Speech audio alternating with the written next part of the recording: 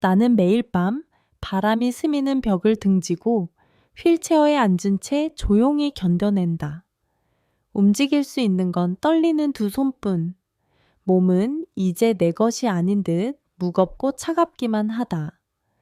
어김없이 이른 새벽, 뼈까지 파고드는 한기가 마치 나의 끝을 속삭이는 듯한 순간, 하늘에서 무언가가 내 지친 어깨 위에 내려앉았다.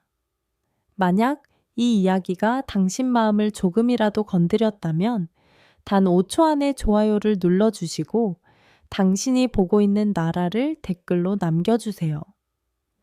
차가운 물은 돌바닥을 적시며 나 김명순의 쇠약한 몸만이 아니라 눈빛 끝자락에 간신히 매달려 있던 자존심까지도 함께 적셔버렸다.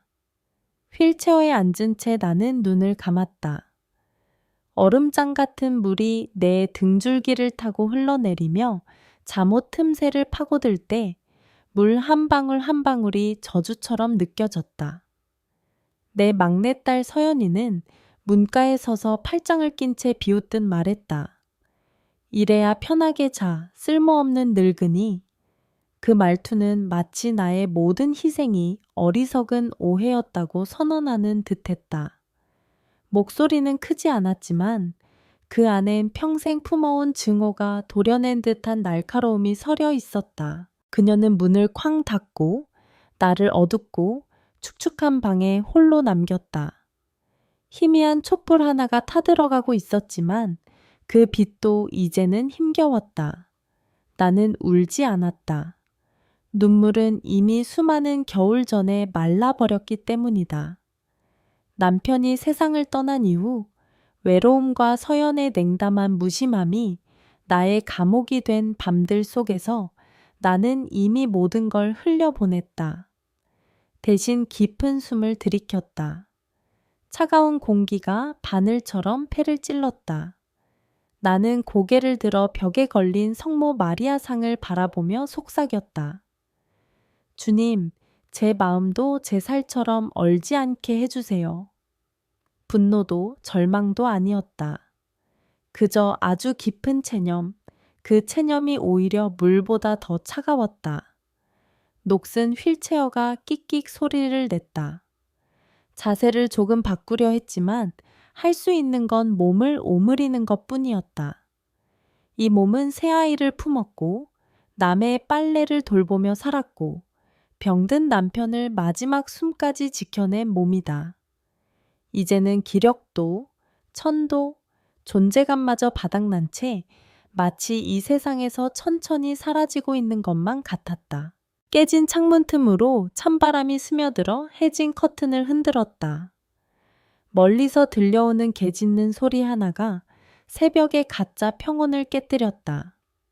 시간은 얼어붙은 듯 멈췄고 나는 나머지 자식들을 생각했다. 큰딸 은정이는 서연의 말에 속아 오랜 세월 나를 찾지 않았다. 나는 주일마다 성당에 다녔고 내 손으로 또박또박 빚어낸 따뜻한 또띠아와 자장가를 기억했다. 서연이 어린 시절 내 무릎 위에 누워 웃던 그 눈빛이 어쩌다 이렇게 미움으로 바뀐 걸까? 답은 찾을 수 없었다. 물은 여전히 흐르고 뼛속까지 겨울이 스며들었다. 다시 기도하려 했지만 목소리는 더 이상 나오지 않았다.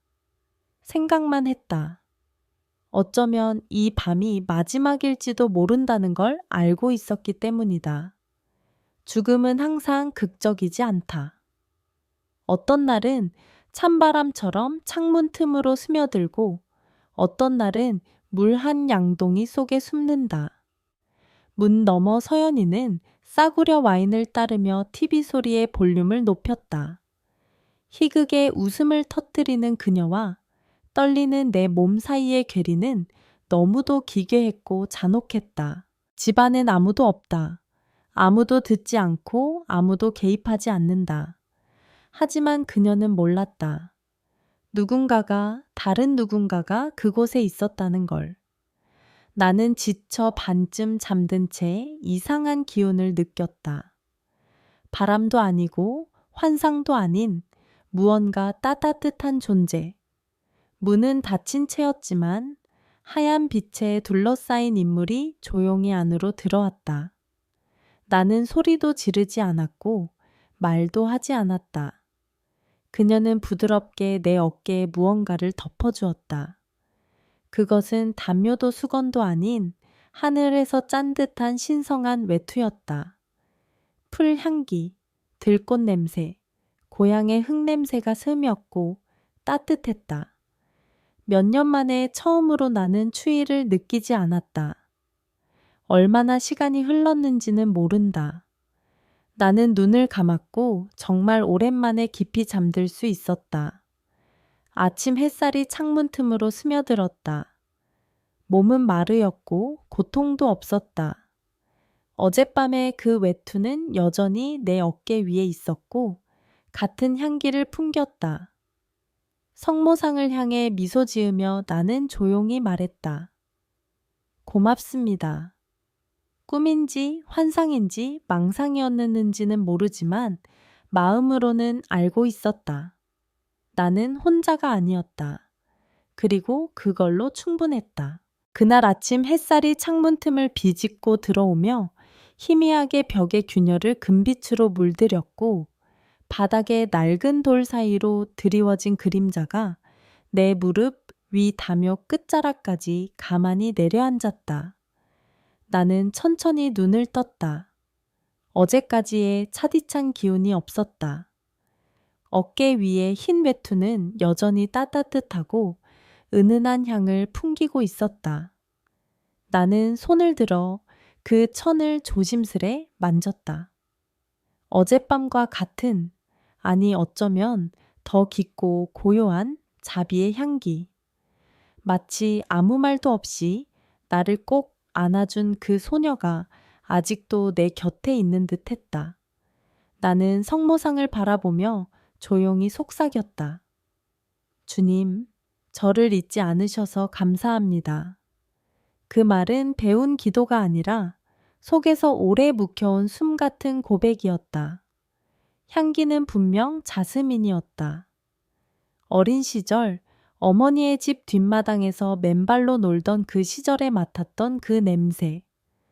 세탁 후 머리카락에서 풍기던 어머니의 향, 그리고 오래된 꿈속에서나 가끔 맡았던 바로 그 냄새였다. 이 외투는 단순히 몸을 감싼 것이 아니라 내 기억의 조각들과 잃어버린 온기를 함께 껴안아 주고 있었다. 나는 조심스레 팔에 힘을 줘 외투를 정리하고 그것을 꼭 껴안았다. 내 삶은 폐허 같았지만 이 외투는 그 폐허 속에 씨앗처럼 내려앉은 희망이었다. 그날 아침 나는 처음으로 내 존재가 짐이 아닌 사람으로 느껴졌다. 그 순간 현관 쪽에서 발소리가 들려왔다. 서연이었다. 매일 아침과 다름없이 정갈하게 묶은 머리, 화장을 한 얼굴, 커피잔을 들고 방으로 들어온 그녀는 평소와 다를 것 없이 내 앞에서 환한 미소를 지으며 말했다. 엄마를 돌보는 건 제 인생 최고의 축복이에요. 카메라가 돌아가고 있었고 그녀의 손길이 어깨를 살짝 스쳤다. 나는 대답 대신 한숨을 내쉬었다. 그 미소가 어릴 때부터 내가 너무 잘 알던 누군가를 속이기 위해 짓는 서연의 가짜 웃음이라는 걸 알았기 때문이다. 서연은 그 장면을 촬영한 후 SNS에 삶이 많은 것을 빼앗아 가더라도 사랑할 이유는 남는다는 감성 문구와 함께 영상을 올렸다. 반응은 폭발적이었다. 어머니를 돌보는 훌륭한 딸이네요. 신께서 축복하실 거예요. 댓글마다 하트와 기도가 넘쳐났다. 서연은 정중하게 일일이 댓글을 달았다. 사랑으로 합니다. 감사합니다. 힘이 나요. 그러나 앱을 끄는 순간 그녀의 얼굴은 돌처럼 굳었다. 화장실로 가 거울에 비친 자신의 얼굴에서 립스틱 자국 하나를 거칠게 닦아냈다.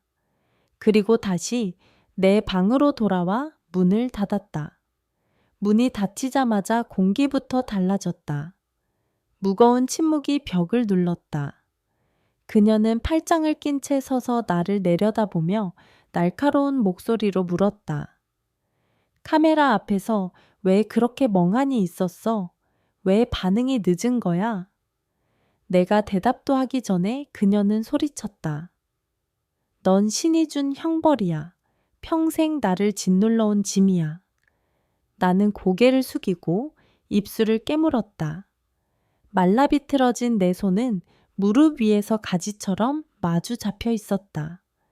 그녀는 방안을 이리저리 걸으며 혼잣말처럼 말하기 시작했다. 아무도 몰라. 내가 얼마나 희생하며 사는지.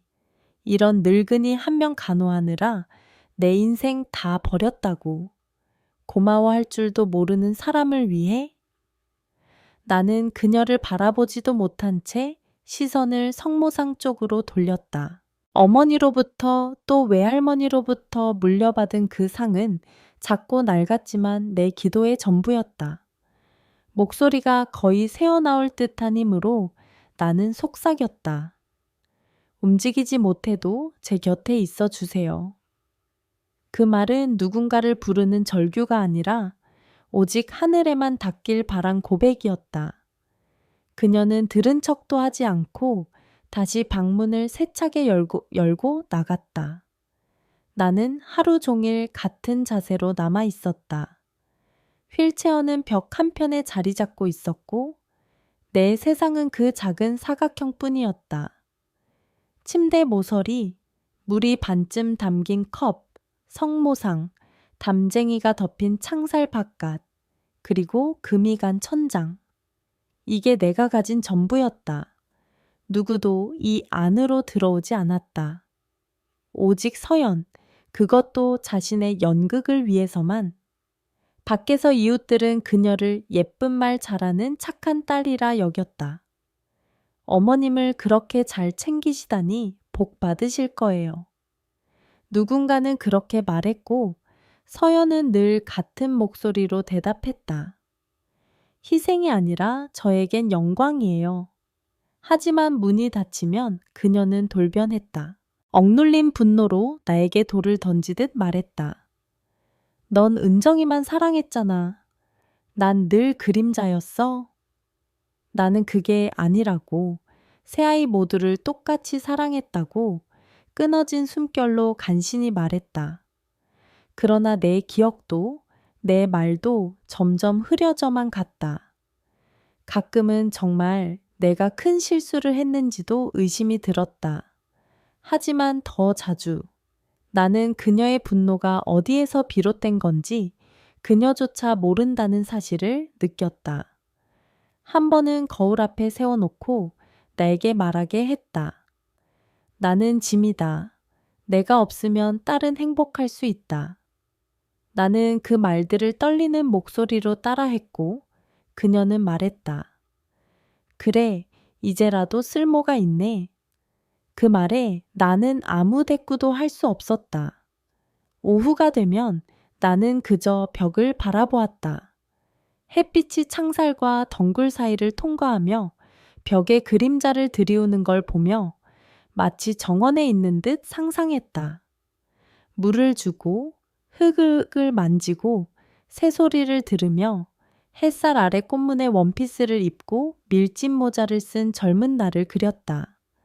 하지만 늘 다시 돌아왔다. 삐걱이는 나무 소리, 서연의 발소리, 뼈를 스미는 향기.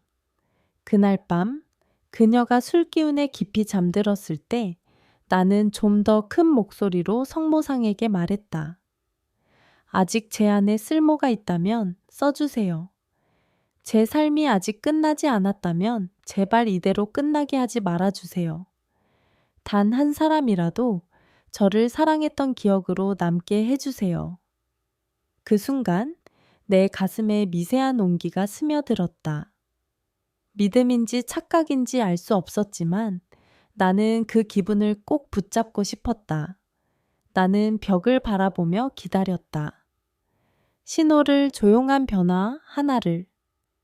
왜냐하면 이 작고 좁은 세상 속에서도 내 심장은 여전히 뛰고 있었고 그것만으로도 다시 시작할 수 있을 것 같았기 때문이다. 전주 한옥마을의 하늘 위로 또 다시 밤이 내려앉았고 그 어둠은 매번 그렇듯 나를 또 하나의 고통으로 데려갈 준비를 마친 듯 했다.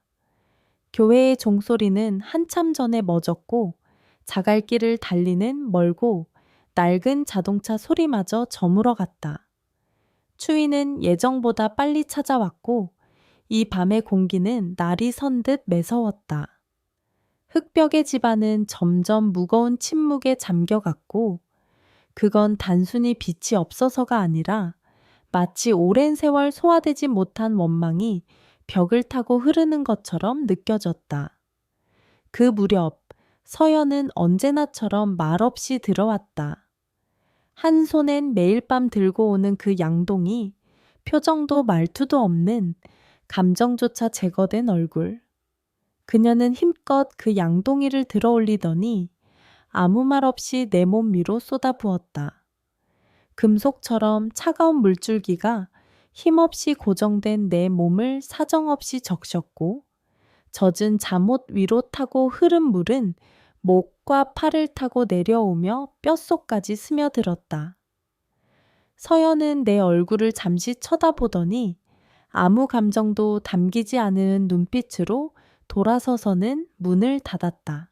늘 그래왔듯 그 문은 쿵 하는 소리를 남기며 내 존재를 다시금 외부로부터 차단했다. 나는 반응하지 않았다. 전에는 몸이 떨리고 이를 가는 추위에 저항했지만 이번엔 아무런 떨림도 없었다. 내 몸은 이미 익숙해졌고 마음은 더 이상 놀라지 않았다. 남은 것은 가느다란 숨소리뿐 그조차도 이제는 조용했다. 나는 천천히 눈을 감았다. 눈을 감는 것이 더 이상 두려움도 저항도 아닌 체념이라는 것을 깨달으며 물은 아직도 내 몸에서 흘러내리고 있었고 휠체어에서 떨어진 물방울들은 차가운 돌바닥 위로 고요한 웅덩이를 만들었다. 성모상 곁에서 타오르던 작은 촛불도 이미 사라졌고 방 안은 칠흑 같았다. 남은 힘을 모아 고개를 천천히 돌렸다. 어둠에 가려진 성모상을 바라보며 나는 속삭였다. 주님, 이게 제 마지막이라면 당신 손 안에서 끝나게 해주세요. 두려움도 슬픔도 아니었다. 오히려 한평생 이어진 운명을 조용히 받아들이는 평화로운 항복이었다. 그 순간 나의 기억은 흐릿한 안개처럼 흘러들었고 자식들의 얼굴이 어린 시절 모습으로 내 머릿속에 떠올랐다. 내가 부르던 자장가, 남편과 함께 성당 가던 일요일, 품에 안았던 아이들의 천, 아무도 다시 주지 않았던 포옹. 은정이 그 아이가 보고 싶었다. 오랜 세월 그녀의 얼굴조차 흐려졌지만 마음은 그리움을 잊지 않았다. 세상이 내가 사랑했던 이들이 나를 잊은 기분은 참혹했다. 침묵은 점점 짙어졌고 시간은 멈춘 듯 했지만 그 순간 기적처럼 작은 빛이 창문 틈에서 흘러들었다. 가로등도 달빛도 아니었다. 따뜻하고 부드럽고 금빛에 가까운 그 빛은 천천히 방 안을 떠다니듯 움직였다. 빛은 바닥을 밟지도 않고 공중을 떠다녔으며 지나가는 자리마다 공기 중에 한 끼를 밀어냈다. 그리고 그녀가 나타났다. 긴 생머리를 풀어내린 젊은 여성이 창가에 조용히 서 있었다. 그녀는 하얀 옷을 입고 있었지만 눈부시지 않았고 그 어떤 차가움도 없었다. 마치 세월을 초월해 이곳에 도착한 사람처럼 걸음마다 바람 하나 일으키지 않고 다가왔다. 나는 두려워하지 않았다. 몸은 움직일 수 없었지만 내 눈은 크고 또렷하게 그녀를 담고 있었다. 그녀는 천천히 다가오더니 내 어깨 위에 하얀 외투를 덮어주었다. 그것은 하늘에서 짠 것처럼 두껍고 부드러웠고 풀냄새와 빵냄새, 젖은 흙냄새와 함께 나를 감쌌다.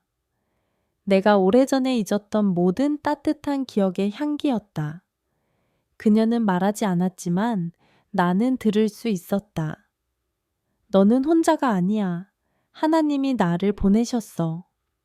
그 순간 고통은 사라졌다. 차가운 물은 어느새 말라 있었고 얼어붙었던 내 몸은 녹았으며 눈꺼풀은 서서히 내려왔다. 피곤함이 아닌 평화 때문이었다. 나는 그 외투 안에 스며든 온기 속에서 오랜 기다림 끝에 찾아온 포옹을 느꼈다. 마음 한구석에서 희망의 불씨가 다시 타올랐다. 나는 버려지지 않았다. 잊히지 않았다. 누군가는 어딘가에서 나를 바라보고 있었고 아직도 나를 사랑하고 있었다. 그녀는 아무 말도 하지 않고 내 곁에 남아 조용히 나의 잠을 지켜주었다. 어두웠던 방은 갑자기 넓어진 듯했고 공기는 맑았으며 시간은 천천히 흘렀다. 나는 긴 세월 만에 입가에 미소를 지은 채 잠들었다. 새벽 직전 그녀는 사라졌지만 나는 알 수 있었다. 그녀의 사명은 끝났고 나는 다시 살아날 준비를 하고 있었다. 다음날 아침 전주의 하늘은 구름 한 점 없이 맑았고 햇살은 부드럽게 방 안으로 스며들어 금빛으로 벽의 균열과 낡은 돌바닥, 휠체어 담요, 끝자락을 살며시 물들였다. 나는 그 빛에 눈을 가늘게 뜨며 조심스레 눈을 떴다. 어느 때처럼 숨이 막히거나 뼛속까지 파고드는 습기나 냉기가 느껴지지 않았다. 내 몸은 마르고 따뜻했다. 그리고 여전히 내 어깨 위엔 그 하얀 외투가 있었다. 나는 떨리는 손끝으로 그것을 끌어당겨 얼굴 가까이 가져갔다. 어젯밤과 똑같은 자스민 꽃과 갓 구운 빵, 풀냄새가 뒤섞인 은은한 향이 느껴졌다. 눈가로 뜨거운 무언가가 흘렀다. 그러나 그것은 더 이상 고통의 눈물이 아니었다. 감사함이었다. 고맙습니다. 나는 그렇게 말하며 천천히 숨을 들이쉬었다. 내가 살아있다는 사실, 그리고 혼자가 아니라는 확신이 내 마음 깊은 곳에서 조용히 울려 퍼졌다. 그 순간 부엌 쪽에서 익숙한 소리가 들려왔다. 서연이었다. 평소처럼 단정하게 따은 머리, 아침 일찍부터 메이크업을 한 얼굴, 손엔 커피를 들고 휴대폰으로 자신의 SNS를 훑으며 방으로 들어섰다. 그녀의 얼굴엔 늘 그래왔듯 감정 없는 미소가 걸려 있었고 휠체어 옆으로 다가오더니 익숙한 목소리로 말했다. 엄마, 오늘도 이렇게 곁에 있을 수 있어서 감사해요. 엄마는 제 인생의 축복이에요. 그리고 그 말에 맞춰 내 어깨를 쓰다듬었다. 스마트폰의 렌즈가 그녀의 손길을 담고 있었고 그녀는 마치 세상에 감동을 주는 주인공처럼 행동했다. 나는 입을 열지 않았다. 숨결만이 미세하게 흘렀다. 내가 본 그 웃음은 진심이 아니라는 것을 너무나 잘 알고 있었기 때문이다. 내가 키운 딸의 가짜 웃음은 오래전부터 내 눈엔 뻔히 보였다. 그녀는 그 영상을 곧바로 자신의 계정에 올렸다. 비록 삶이 많은 걸 앗아가도 여전히 사랑할 이유는 남는다. 라는 문구와 함께 영상엔 온통 축복의 댓글이 쏟아졌다. 어머니를 돌보는 당신은 정말 훌륭한 딸이에요. 신께서 반드시 보답하실 거예요. 댓글마다 하트와 기도 이모지가 줄을 이었다. 그녀는 하나하나 정성스레 답을 달았다. 사랑으로 합니다. 감사합니다. 여러분도 힘내세요. 그러나 게시물을 닫자마자 그녀의 얼굴은 얼음처럼 굳었다. 거울 앞에 선 그녀는 거칠게 립스틱 자국을 지우고 다시 내 방으로 들어와 문을 세게 닫았다. 공기는 갑자기 무겁고 끈적한 침묵으로 변했다. 그녀는 팔짱을 낀 채 내 앞에 섰고 눈빛은 칼날 같았다. 대체 왜 카메라 앞에서 반응이 그렇게 늦었어? 그녀는 날카로운 목소리로 쏘아붙였다. 내가 대답할 틈도 없이 소리쳤다. 넌 신이 내린 벌이야. 평생 나를 얽어맨 족쇄라고. 나는 말없이 고개를 숙였다. 입안이 마르고 심장은 뻐근하게 쿵쾅거렸다. 그녀는 방 안을 빙 돌며 혼잣말을 내뱉었다. 아무도 몰라. 내가 얼마나 포기하며 사는지. 날 위한 삶 따위 없다고. 늙은 몸뚱이 하나 간호하느라 고마움도 모르는 너한테 내가 뭘 바랬지. 나는 그 말에 변명하고 싶었지만 말은 목구멍까지 올라오다 다시 사라졌다. 나는 다시금 시선을 벽에 걸린 성모상으로 돌렸다. 어머니와 할머니로부터 이어받은 그 작은 상은 이 집에서 유일하게 내 편이었다. 눈가가 젖었다. 그녀의 말 때문이 아니라 그녀가 이토록 가까이 있으면서도 얼마나 멀리 있는지를 실감했기 때문이었다. 나는 조용히 속삭였다. 움직이지 못해도 함께 해주세요. 그 기도는 절규가 아니라 하늘을 향한 고백이었다. 그녀는 푸념하듯 한숨을 쉬고 아무 말 없이 문을 열고 나갔다. 문은 이번엔 닫히지 않고 반쯤 열린 채로 남겨졌다. 나는 하루 종일 같은 자리에서 움직이지 않았다. 휠체어는 삐걱거리며 그 자리를 지켰고 내 세상은 여전히 좁은 네모였다. 침대 모퉁이, 유리컵, 성모상, 창살, 그리고 갈라진 천장. 그 모든 것이 나의 우주였다. 서연은 연극을 위해서만 들어왔다. 외부에선 아무도 우리가 어떤 삶을 살아가는지 몰랐다. 이웃들은 서연을 칭찬했고 그녀는 그 미소를 유지했다. 그러나 문이 닫히면 그녀는 돌처럼 차가운 언어로 나를 짓눌렀다. 넌 은정이만 사랑했잖아. 난 늘 그림자였어.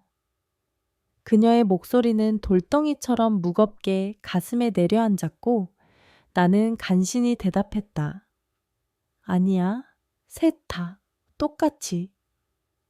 그러나 내 목소리는 너무 약했고 그녀는 듣지 않았다. 가끔은 정말 내가 뭔가 큰 잘못을 했는지도 몰랐다. 하지만 점점 그녀가 쌓은 상처의 뿌리는 내가 아닌 그녀 자신의 공허에서 비롯된 것은 아닐까 싶었다. 어느 날 그녀는 내게 거울 앞에서 말하라 했다. 나는 짐이다. 내가 없으면 딸은 자유롭다. 나는 떨리는 목소리로 그것을 반복했다. 눈물은 흐르지 않았지만 내 마음은 산산조각 났다. 그녀는 그 말을 들은 후 냉소적으로 말했다. 그래, 이제라도 쓸모가 있네. 그리고 문을 닫고 웃으며 나갔다. 나는 거울 속의 자신을 보았다. 낯선 여자였다. 패배한, 버려진, 껍질뿐인 여자. 때때로 오후의 햇빛이 벽에 들어올 때면 나는 그 빛의 반짝임에 위로를 받곤 했다. 바깥 정원을 바라보며 젊은 시절 내가 가꾸던 장미를 떠올렸다. 물을 주며 흙을 만지던 손끝, 햇살 아래 새소리, 그리고 내 민트색 원피스. 하지만 다시금 현실은 나를 되돌렸다. 서연의 발걸음, 삐걱이는 문, 그리고 찬 공기. 그날 밤 그녀는 술을 더 많이 마셨는지 깊이 잠들어 있었다. 나는 성모상을 바라보며 조금 더 또렷한 목소리로 말했다. 주님, 아직 제가 쓰임받을 수 있다면 제 남은 생을 이대로 마무리하지 않게 해주세요. 단 한 사람이라도 날 사랑했던 기억으로 남게 해주세요. 그 순간 가슴속 어딘가가 따뜻해졌다. 그것이 믿음인지 피로한 몸이 만들어낸 환상인지 모르겠지만 나는 포기하지 않기로 했다. 그 조그마한 희망의 불빛이 아직도 내 안에서 꺼지지 않았다는 것을 느꼈고 나는 벽을, 성모상을, 그리고 하늘을 바라보며 다시 한번 기다리기로 결심했다. 왜냐하면 내 심장은 여전히 뛰고 있었고 그 사실 하나만으로도 무언가가 시작될 수 있음을 나는 알았기 때문이다. 그날 밤 전주의 하늘은 짙은 푸름 속에 숨을 죽이고 있었다. 이미 파손된 창살 틈으로 바람이 들이치고 교회의 종소리도 멎은 지 오래였다. 나는 조용히 눈을 감은 채 휠체어에 앉아 있었다. 서연은 어느새 방에 들어와 또다시 양동이를 들고 있었다. 익숙한 장면이었다.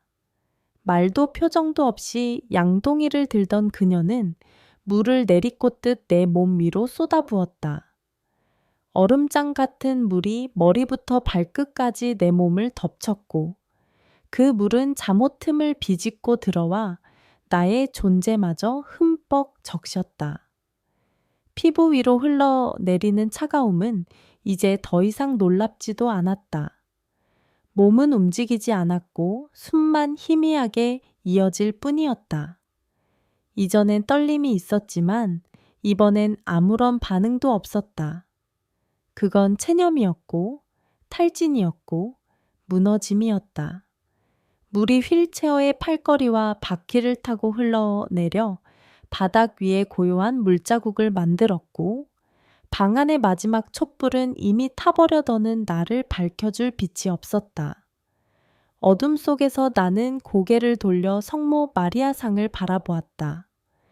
어머니와 할머니가 물려준 그 작은 상은 여전히 어둠 속에 조용히 걸려 있었고 나는 마지막 기도를 하듯 속삭였다. 주님, 만약 이게 끝이라면 당신 손으로 저를 거두어 주세요. 그것은 두려움이 아닌 순한 수긍이었고 오랜 세월 내려놓지 못했던 마지막 숨이었다. 그 순간 나의 기억 속에서 아이들이 어렸을 적 얼굴들이 떠올랐다. 내가 불러주던 자장가, 부엌에서 끓이던 국물, 남편과 손을 맞잡고 걸었던 성당 골목길, 누구도 다시 안아주지 않았던 그 포근한 품. 나는 그 모든 것을 가슴 속에서 다시 끌어올렸다. 그리고 은정이, 나의 큰딸, 그녀를 보고 싶었다. 몇 년째 보지 못한 그 아이, 목소리조차 잊혀진 그 아이.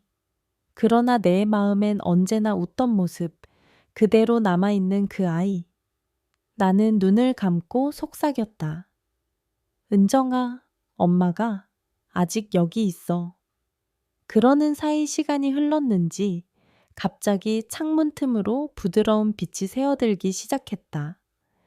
그건 가로등도 달빛도 아닌 마치 살아있는 듯한 금빛의 빗줄기였다. 그 빛은 방 안을 맴돌며 바닥을 밟지도 않고 천천히 떠다녔다. 어둠을 밀어내며 내게로 다가오던 그 빛은 곧 한 여성의 형상을 만들어냈다. 긴 머리를 느슨히 내린 젊은 여성이 아무 소리 없이 내 앞에 나타났다. 그녀는 하얀 옷을 입고 있었고 그 얼굴은 낯설지만 따뜻했다. 그녀는 말을 하지 않았지만 나는 들을 수 있었다.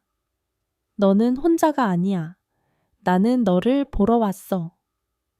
그녀는 조용히 내게 다가와 다시금 그 하얀 외투를 덮어주었고 그 향기, 그 온기, 그 감촉은 어젯밤 그대로였다.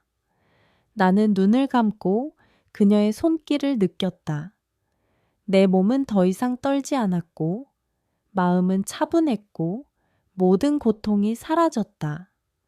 그녀는 한동안 내 곁에 머물렀고 나는 마치 세상의 소음에서 멀어진 듯 평화로웠다. 그렇게 잠이 들었다. 다음 날 아침 창문으로 들어온 햇살이 내 볼을 부드럽게 스쳤고 나는 천천히 눈을 떴다. 내 몸은 말라 있었고 외투는 여전히 어깨 위에 있었으며 그 향기는 한층 더 진하게 방 안에 남아 있었다.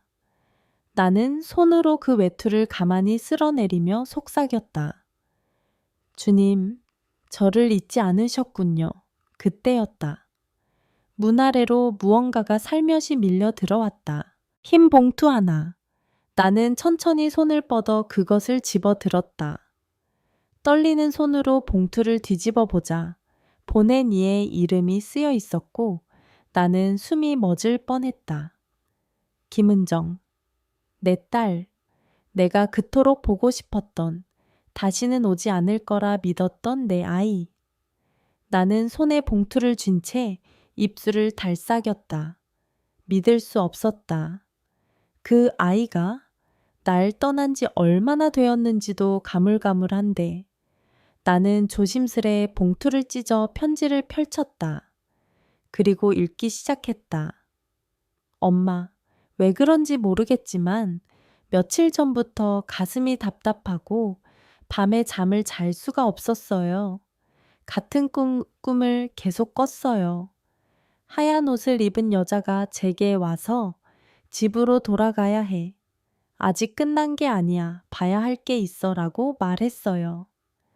처음엔 그냥 꿈이라 생각했지만 어젯밤 깨어난 순간 엄마의 이름을 부르며 울고 있었어요.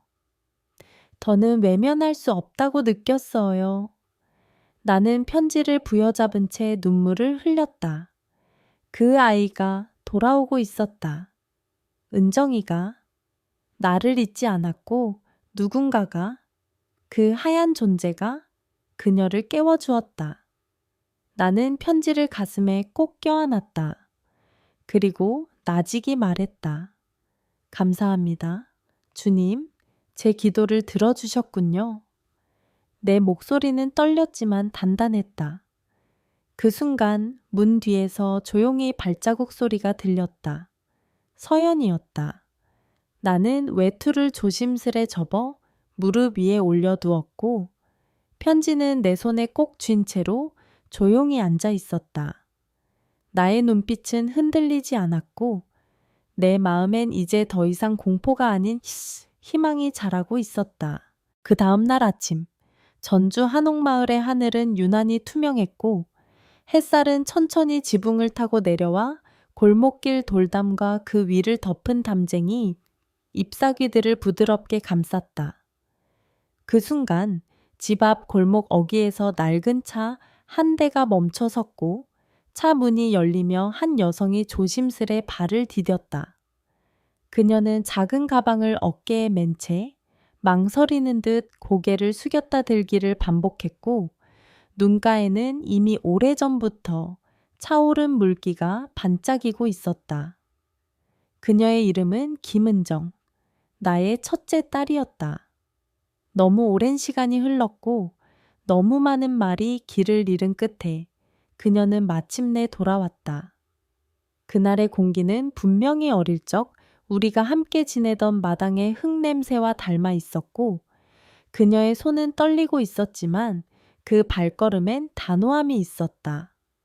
현관 앞에 다다라 손을 들려는 순간 문이 벌컥 열리며 서연이 나타났다. 두 팔을 가슴 앞에서 굳게 교차한 채 굳은 얼굴로 매서운 눈빛을 던지며 말했다.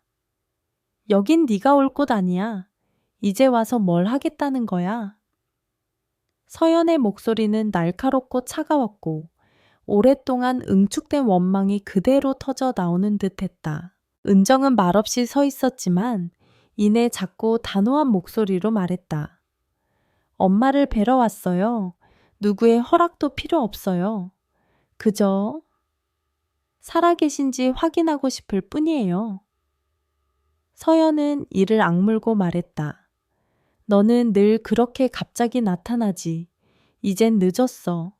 지금 이 집에서 함께 살아온 건 나야. 내가 감당했어. 넌 여기서 아무 권리도 없어. 문을 닫으려는 그 순간 골목 건너에서 큰 소리가 들렸다. 그만 좀 해요. 이제는 그만. 익숙한 목소리였다. 박말순 아주머니. 수년간 홀로 살아오신 그분은 조용히 지켜보다가 마침내 결심한 듯 걸음을 옮겨왔다. 은정이 좀 들여보내줘요. 언제까지 이 집을 가면 속이듯 연극처럼 끌고 갈 건데요. 그녀의 목소리는 흔들림 없었고 이미 오래전부터 이 집에서 들려오던 모든 소리를 가슴에 새겨온 듯 단단했다. 주변 집의 창문 하나가 조심스레 열렸고 또 다른 이웃이 조용히 밖을 살폈다. 서연은 움찔했다. 그녀는 타인의 시선을 두려워했고 무엇보다 비밀이 드러나는 것을 견디지 못했다. 결국 문 손잡이에서 손을 떼며 툭덜거리듯 말했다. 마음대로 해. 이젠 다 상관없어. 그리고 거칠게 돌아서 안으로 들어갔다. 은정은 조심스레 문을 열고 들어왔다. 낡은 나무 마루를 밟는 그 발걸음은 조용했지만 단호했고 공기엔 오래된 먼지와 눅눅한 습기, 그리고 그 어디선가 풍겨 나오는 은은한 자스민 향기가 뒤섞여 있었다. 그녀는 망설이지 않고 곧장 복도 끝에 있는 내 방으로 향했다. 문은 반쯤 열려 있었고 그 사이로 빛이 흘러나오고 있었다. 그녀는 문틈 사이로 조심스레 고개를 들이밀었고 그리고 나를 보았다. 그 순간 시간이 멈춘 듯 했다. 나는 휠체어에 앉은 채 어깨에 흰 외투를 두르고 있었다. 눈빛은 피곤하지만 평화로웠고 얼굴엔 오랜 기다림 끝에 마주한 기적 같은 침묵이 머물고 있었다. 그녀는 두 손으로 입을 가린 채 무릎을 꿇었고 다가와 내 손을 꼭 잡았다. 엄마, 미안해요. 서연이 말만 믿었어요. 엄마가 날 보기 싫어한다고, 다 잊어버리셨다고. 그래서 못 왔어요. 근데 항상 마음이 이상했어요. 그게 진심이 아닐 것 같아서. 그녀의 말은 울음에 젖어 흐트러졌고 나는 천천히 손을 들어 그녀의 얼굴을 쓰다듬었다. 말라있던 내 손가락은 미약했지만 따뜻했고 그 손끝으로 나는 그녀의 진심을 느낄 수 있었다. 나는 작게 속삭였다. 괜찮아. 네가 와줬잖니. 그걸로 됐다. 그 말 한마디에 그녀는 나를 부둥켜 안고 한참을 울었고 나는 눈을 감은 채 그 아이에게 천을 느꼈다. 시간은 우리 곁을 멈추고 있었고 방 안은 더 이상 어둡지 않았다. 자스민의 향기가 더욱 짙어졌고 바람은 조용히 커튼을 흔들었다. 바깥 세상은 여전히 복잡했지만 그 순간만큼은 모든 게 멈춰 있었다. 아주 오랜만에 나는 살아있음을 느꼈고 한 인간으로서 존중받는다는 감각을 다시 떠올릴 수 있었다. 그리고 무엇보다 나는 깨달았다.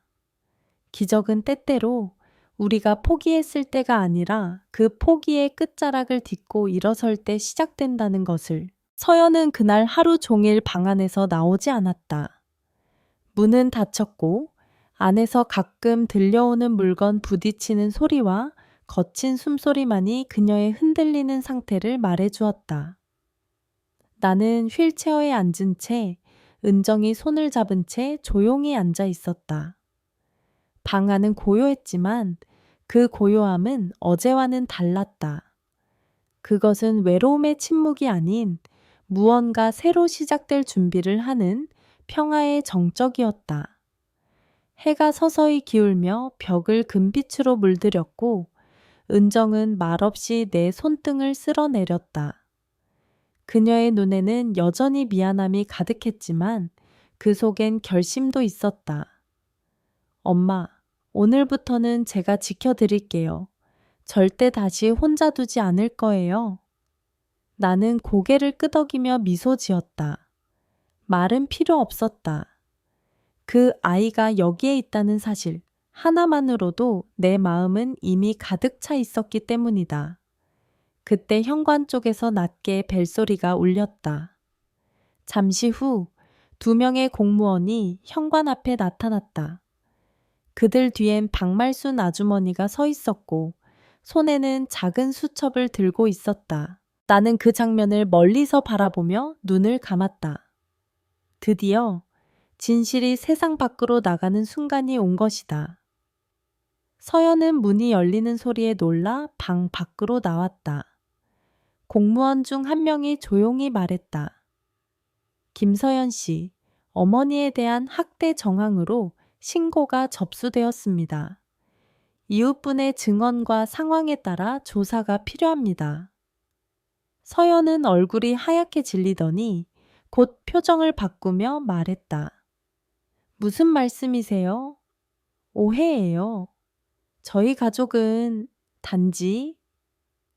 하지만 그녀의 말은 공허했고 그녀가 붙잡으려던 설명은 바람처럼 허공에 흩어졌다. 박말순 아주머니가 앞에 나서며 또렷한 목소리로 말했다. 몇 달 전부터 이 집에서 들려오던 비명과 욕설, 그건 단순한 오해가 아니에요. 저는 다 기록해뒀습니다. 공무원은 고개를 끄덕이며 다시 말했다.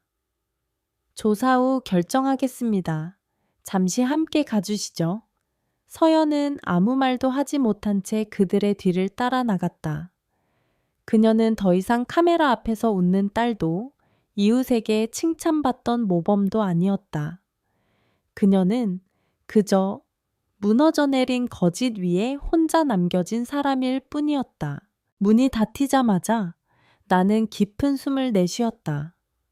마치 몇 년 동안 가슴 속에 눌러두었던 공기가 한 번에 빠져나간 듯 내 몸은 가볍고 따뜻했다. 은정이 다가와 내 손을 더 꼭 쥐며 속삭였다. 엄마, 이제 괜찮아요. 모든 게 괜찮아질 거예요. 나는 고개를 들어 그녀를 바라보았다. 눈빛은 맑고 목소리는 단단했다. 그 안엔 어릴 적 내 품에서 자라던 그 아이의 온기가 그대로 남아 있었다. 해가 완전히 지고 저녁 노을이 방 안을 붉게 물들이는 순간 나는 그 외투를 어깨에 다시 한번 여몄다. 자스민 향은 여전히 남아 있었고 그 향기 속에서 나는 고요히 속삭였다. 주님, 제게 다시 딸을 돌려주셨군요. 이 외투처럼 따뜻하게 감싸주시니. 밖에선 말순 아주머니가 동네 아이들에게 빵을 나눠주는 모습이 보였다. 평범한 하루처럼 보였지만 나에겐 세상이 다시 시작되는 첫날이었다.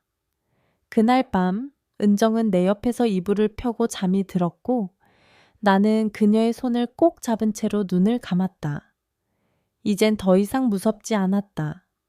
내게 딸이 있었고 진실은 밝혀졌고 고요한 밤엔 다시 기도가 있었다.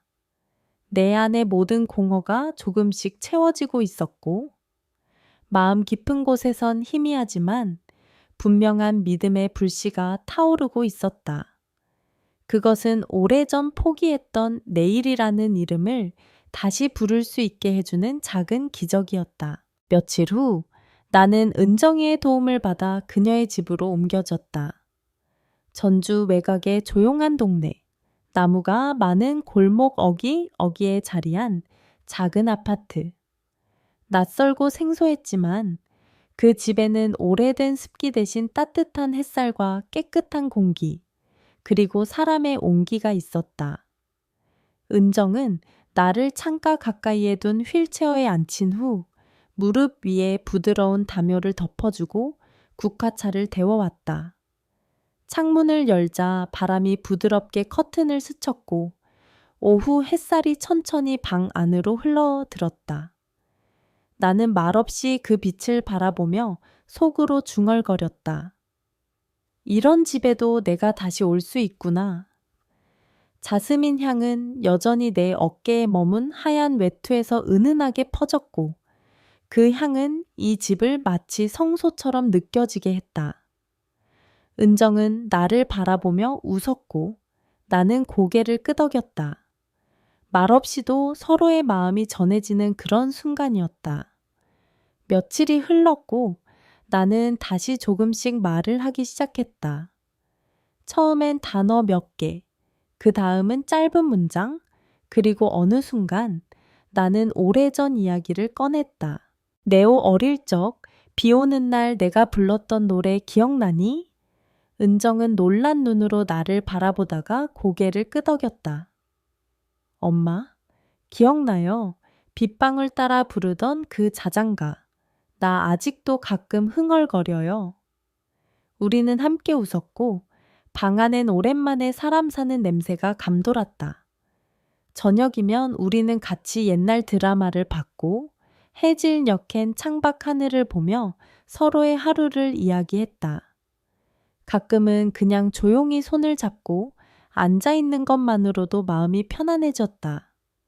나는 깨달았다. 사랑은 거창한 말이나 행위가 아니라 이렇게 조용히 곁에 있어주는 것이란 걸. 은정은 바쁜 와중에도 나를 정성껏 돌보았다. 내 발을 닦아주고 손톱을 다듬어주고 약을 챙겨주며 웃었다. 그녀의 손길은 강요 없는 보살핌이었고 나는 그 속에서 오랜 세월 잊고 지낸 안심이라는 감정을 다시 느꼈다. 밤이 되면 나는 외투를 꼭 덮고 잠에 들었고 꿈속에서도 이상하게 편안했다. 어떤 날은 창문 너머에서 자스민 향기가 더 짙게 들어왔고 나는 그 향기 속에서 하얀 소녀의 손길을 다시 느낄 수 있었다. 그녀는 아직도 나를 지켜보고 있다는 듯 부드럽고 따뜻하게 내 곁을 맴돌았다. 나는 기도했다. 그저 감사의 기도. 주님, 이 늙은 여자를 아직도 잊지 않으셨군요. 기적은 항상 극적이지 않다. 오히려 이렇게 고요한 오후 따뜻한 차 한 잔, 딸의 손길 속에 스며드는 것이다. 나는 다시 살아있음을 느꼈고 이 삶이 더는 고통이 아닌 축복이 될 수 있음을 믿게 되었다. 은정은 자주 내 곁에 앉아 내 어깨에 기대곤 했다. 어떤 날은 그녀가 조용히 말했다. 엄마, 나 엄마 덕분에 다시 나 자신을 찾았어요. 엄마가 날 용서해줘서 나도 나를 용서할 수 있게 됐어요. 나는 그녀의 손을 꼭 잡고 속삭였다. 내 품은 항상 열려 있었단다. 네가 돌아올 날만 기다렸지.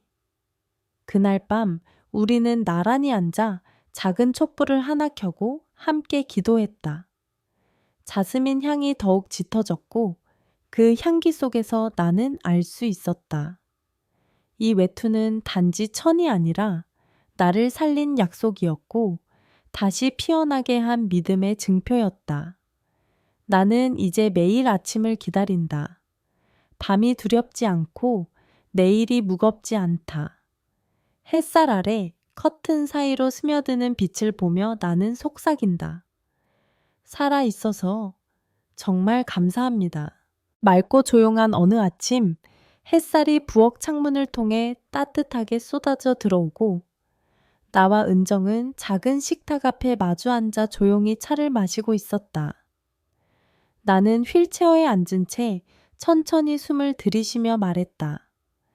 은정아, 나 같은 여자를 도운 이 외투처럼 세상 어딘가에서 지금도 고통 속에 조용히 사라져가는 사람들이 있을 거야. 그 사람들을 나처럼 다시 일으킬 수 있다면 좋겠어. 은정은 놀란 듯 나를 바라보다가 이내 천천히 고개를 끄덕이며 내 손을 꼭 잡았다. 엄마, 뭘 생각하고 계신 건데요? 나는 웃으며 대답했다.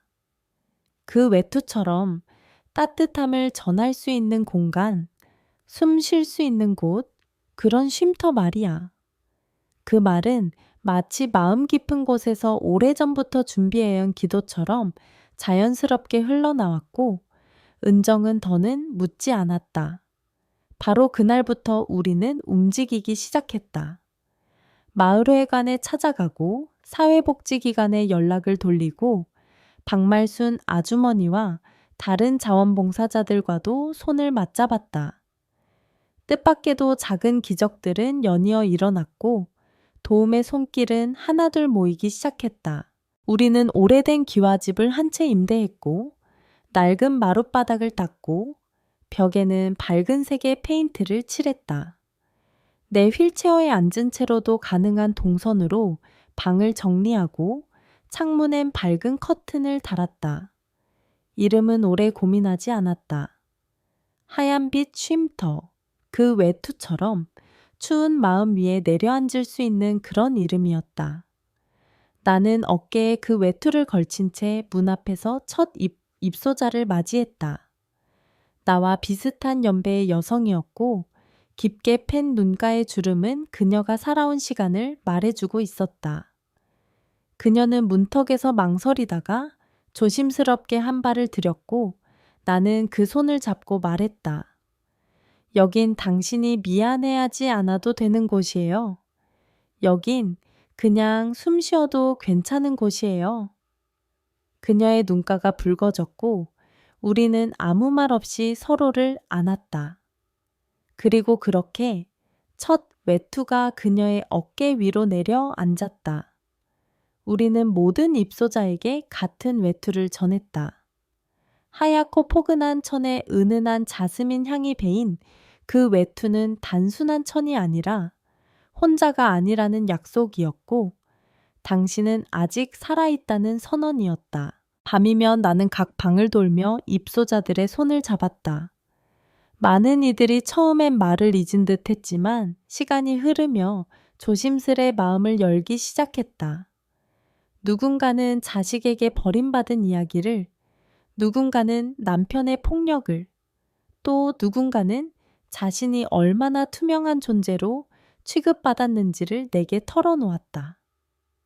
나는 그 이야기들을 한 줄 한 줄 받아 안았고 필요할 때는 내 이야기 또한 들려주었다. 양동이에 맞은 이야기, 얼어붙은 밤, 그러나 다시 살아났던 순간. 그 이야기를 듣던 한 여성이 조용히 내 손을 잡으며 말했다. 선생님 이야기 들으니까 나도 아직 끝난 게 아니라는 생각이 들었어요. 나는 웃으며 대답했다. 그 외투가 처음 내려왔을 때 나도 그렇게 생각했어요. 그렇게 우리는 함께 울고 함께 웃었고 어느 순간부터 쉼터는 단순한 보호소가 아니라 다시 피어나는 사람들의 집이 되었다. 자스민 향기는 여전히 구석구석에서 은은히 풍겼고 누구도 그 향기의 출처를 정확히 알 수 없었다. 하지만 나는 알았다. 그건 우리가 함께하는 이 시간이 기적이라는 것을, 하늘이 우리 곁에 있다는 것을 알려주는 작고 조용한 신호라는 것을. 은정은 이제 이곳의 운영을 책임지고 있었고 나는 휠체어에 앉아 매일 입소자들과 눈을 맞추며 이야기를 나눴다. 우리가 함께한 시간이 어느새 계절 하나를 바꾸고 있었고 나는 그 시간을 품에 안은 채 매일 같은 기도를 드렸다. 오늘 하루도 누군가의 마지막이 아니기를, 누군가의 처음이기를. 어느 새벽 평소보다 더 고요한 공기가 방 안을 감싸고 있었다. 바람 한 점 없이 커튼은 그대로였고 하얀빛 쉼터의 창문은 밤새 열려 있었지만 차가움 대신 은은한 자스민 향기만이 감돌았다. 나는 조용히 눈을 떴다. 숨이 가쁘지도 않고 마음도 어지럽지 않았다.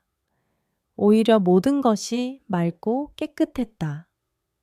은정은 내 옆에서 조용히 자고 있었고 나는 그녀의 손을 천천히 쥐었다. 그 순간 문득 느꼈다. 아, 이제 됐구나. 두려움도 아쉬움도 없었다. 살아낼 만큼 살았고 전하고 싶은 마음은 모두 전했다. 나는 그저 눈을 감은 채 기도했다. 주님, 감사했습니다. 그리고 다음 세상에서도 이 사랑을 기억하게 해주세요. 아침이 되자 은정은 눈을 떴고 내가 더 이상 숨쉬지 않는다는 걸 알아차렸다. 그녀는 울지 않았다. 대신 내 손을 꼭 쥐고 이마에 조용히 입을 맞췄다. 엄마 고생하셨어요.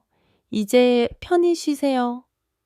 그날 오후 하얀빛 쉼터에는 햇살이 유난히 깊고 따뜻하게 내리쬐었고 모든 입소자들이 거실에 모여 함께 기도했다. 내 자리는 휠체어와 함께 비워두었고 그 위엔 내가 마지막까지 덮고 있던 하얀 외투가 놓여 있었다. 자스민 향은 더 짙어졌고 누군가가 말했다. 오늘은 하늘에서도 그 외투를 덮어주실 거예요. 나는 더 이상 그 자리에 없었지만 내 이야기는 쉼터 곳곳에 살아 있었다. 누군가는 내 이야기를 들으며 눈물을 흘렸고 누군가는 나도 다시 시작할 수 있을까라는 생각을 품었다. 은정은 쉼터의 일을 계속 이어갔다. 내 딸은 더 이상 죄책감에 휘둘리지 않았고 나 없이도 당당하게 누군가의 어깨를 토닥였다. 어느 날 새로운 입소자가 들어오자 은정은 하얀 외투를 꺼내 조심스럽게 그 사람의 어깨에 덮어주며 말했다. 이건 저희 어머니가 살아계실 때 항상 전해주시던 약속이에요.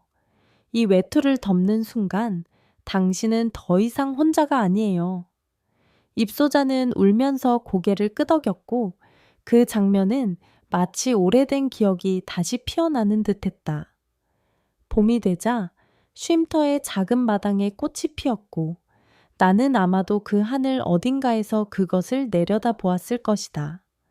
아이들이 웃는 소리, 노인들의 노래, 그리고 자스민 향이 스며든 바람이 쉼터를 감싸고 있었다. 나는 이미 그곳을 떠났지만 이 이야기는 지금도 누군가의 가슴에서 새롭게 시작되고 있었다. 삶은 때로 너무 길고 너무 고통스럽지만 우리가 사랑을 믿고 서로를 안아줄 수 있다면 그 끝은 기적처럼 따뜻해질 수 있다는 것을 나는 그렇게 믿는다. 그러니 만약 이 이야기를 듣고 있는 당신도 어딘가에서 외롭고 지친 마음을 안고 있다면 기억해 주세요. 어딘가에는 항상 당신을 덮어줄 하얀 외투가 준비되어 있다는 것을